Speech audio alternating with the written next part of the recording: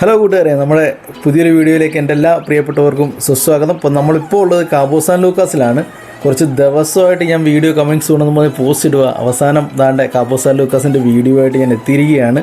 ആ മായ കാഴ്ചകളിലേക്ക്, ആ സുന്ദര കാഴ്ചകളിലേക്ക് ഞാൻ നിങ്ങളെ കൂട്ടിക്കൊണ്ട് പോവുകയാണ്. അങ്ങനെ ഇപ്പോൾ രാവിലെ ഏകദേശം 6-6:30 ആയിട്ടുണ്ട്. കാലിഫോർണിയയിലെ ലോസ് ആഞ്ചൽസിൽ നിന്നും നമ്മളങ്ങനെ മെക്സിക്കോയിലെ കാബോ സാൻ ലൂക്കാസിൽ വന്ന് നങ്കൂരമായിട്ട് കിടക്കുകയാണ്. കപ്പൽ ഒരിക്കലും ഉള്ളിലേക്ക് പോകാനായിട്ടൊരു തുറമുഖമോ ബെർത്തോ കാര്യങ്ങളോ ഒന്നും ഇവിടെ ഇല്ല. നമ്മൾ കരയിൽ നിന്ന് ഏകദേശം ഒരു 2-3 കിലോമീറ്റർ ഉള്ളിലായി വന്ന് കിടന്നിട്ട് ടെൻഡർ ബോട്ടിലാണ് ഗസ്റ്റിനെ പുറത്തേക്ക് കൊണ്ടുപോകുന്നത്. ആ ടെൻഡർ ബോട്ടൊക്കെ ഇങ്ങനെ വന്ന് കിടപ്പുണ്ട്. നമ്മുടെ ഏകദേശം കുറച്ച് ദൂരത്തായിട്ട് ഹോളണ്ട് അമേരിക്കയുടെ സാന്തം എന്ന കപ്പലും വന്ന് നങ്കൂരമിട്ട് കിടക്കുന്നുണ്ട്. അവിടുന്ന് MSCയുടെ ഒരു ഷിപ്പ് വരുന്നുണ്ട്.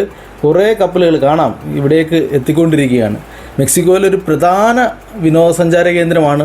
കൂടാതെ ഹോളിവുഡ് സംവിധായകരുടെയൊക്കെ ഇഷ്ട ലൊക്കേഷൻ കൂടിയാണ് കേട്ടോ. അപ്പം ദാണ്ടെ നേരം പുലർന്നു വരുന്നു.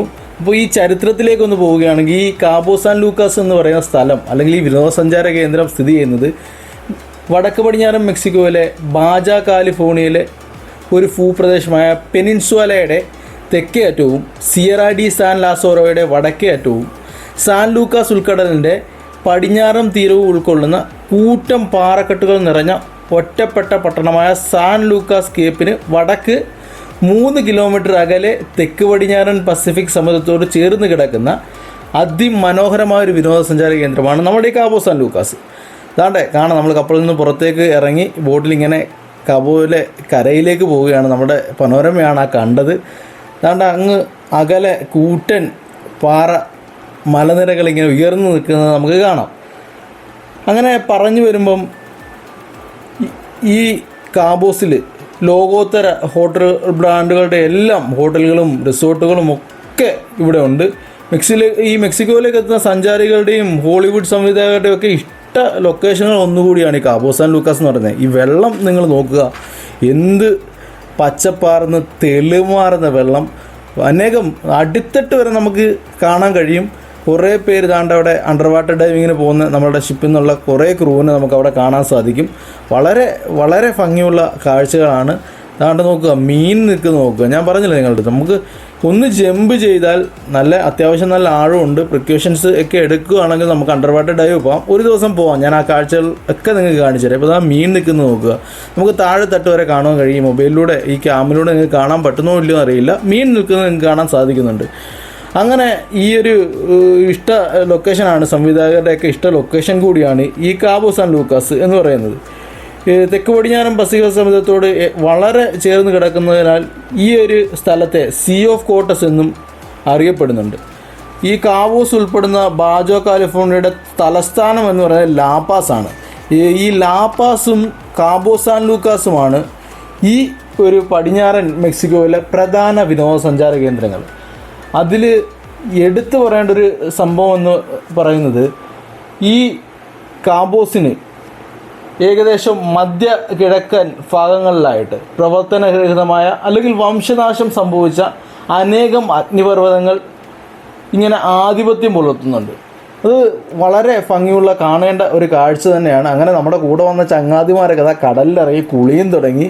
അവന്മാർ അങ്ങനെ ആഘോഷിക്കുകയാണ്. നമ്മളുടെ കപ്പൽ പനോരമ അങ്ങ് ദൂരെ കാണാം. ഈ വെള്ളം നോക്കുക, എന്ത് തെളിവാർന്ന വെള്ളമാണെന്ന് നോക്കുക. എനിക്കും കുളിക്കാൻ ആഗ്രഹമുണ്ട്. കുളിക്കാനായിട്ടുള്ള തയ്യാറെടുപ്പിലാണ്. ഞാനും ചാടി ഒന്ന് കുളിച്ചിട്ടൊക്കെ തിരിച്ചു വരാം. അങ്ങനെ പറഞ്ഞു വരുമ്പം ഈ ഒരു കാബോസിൻ്റെ പ്രധാന ആകർഷണം എന്ന് പറയുന്നത് ഈ ബീച്ചുകളാണ്. അനേകം ബീച്ചുകളുണ്ട്. കാരണം നമ്മുടെ കൂട്ടുകാരൊക്കെ ഡാൻസും പാട്ടും മലയാളം പാട്ടൊക്കെ ഇട്ട് ഈ മെക്സിക്കോയിലെ ബീച്ചിൽ വന്ന് ഇവന്മാരിങ്ങനെ കളിക്കുന്ന അവരുടെ ഗഡ്സ് നിൽക്കണമെന്ന് ആലോചിച്ച് നോക്കുക. അവിടെ ഇവിടെയൊക്കെ നിന്ന് സ്പാനിഷുകാരും സഞ്ചാരികളും ഒക്കെ ഇത് നോക്കിക്കൊണ്ട് നിൽക്കുക. ഒരുപാട് ആൾക്കാർ ഇവന്മാരെ തന്നെ ശ്രദ്ധിക്കുന്നുണ്ട്. അവന്മാർ എൻജോയ് ചെയ്യട്ടെ. അപ്പോൾ ഇവിടുത്തെ പ്രധാന വിനോദസഞ്ചാര കേന്ദ്രങ്ങൾ എന്ന് പറയുന്നത് ഈ ലാപാസും കാബോസുമാണ്. കൂടാതെ ഈ മേഖലയിൽ നമുക്ക് ധാരാളം തിമിംഗലങ്ങളെയും സീ ലയൺസിനെയും ഒക്കെ കാണാൻ കഴിയും. തിമിംഗലങ്ങളുടെ ഒരു പ്രജനന കേന്ദ്രം കൂടിയാണ് നമ്മുടെ ഈ കാബോസ് എന്ന് പറയുന്ന സ്ഥലം. ഇവിടെ ധാരാളമായി ഗോതമ്പ്, പരുത്തി, ബീൻസ് തുടങ്ങിയവ കൃഷി ചെയ്യുന്നതായി നമുക്ക് കാണാനും കഴിയും. പിന്നെ മത്സ്യബന്ധനം തന്നെയാണ് ഈ മേഖലയിലെ മറ്റൊരു വരുമാന സ്രോതസ്സായി നമുക്ക് കാണാൻ കഴിയുന്നത്.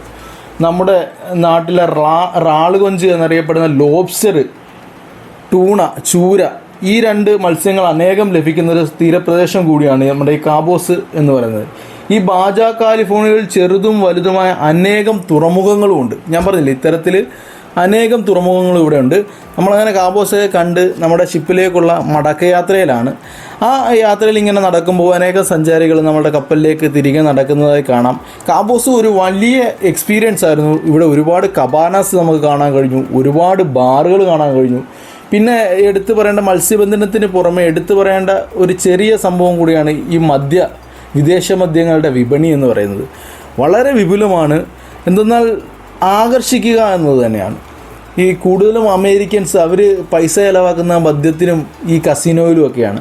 ആ ഗസ്റ്റുകളുടെ പൾസ് അറിയുന്നവരാണ് മെക്സിക്കൻ ജനത. കാബോസിൻ്റെ ഫസ്റ്റ് പാർട്ട് നമുക്കിവിടെ വൈൻഡപ്പ് ചെയ്യാം. കൂടുതൽ കാഴ്ചകളുമായി വീണ്ടും കണ്ടുമുട്ടാം. താങ്ക്സ്.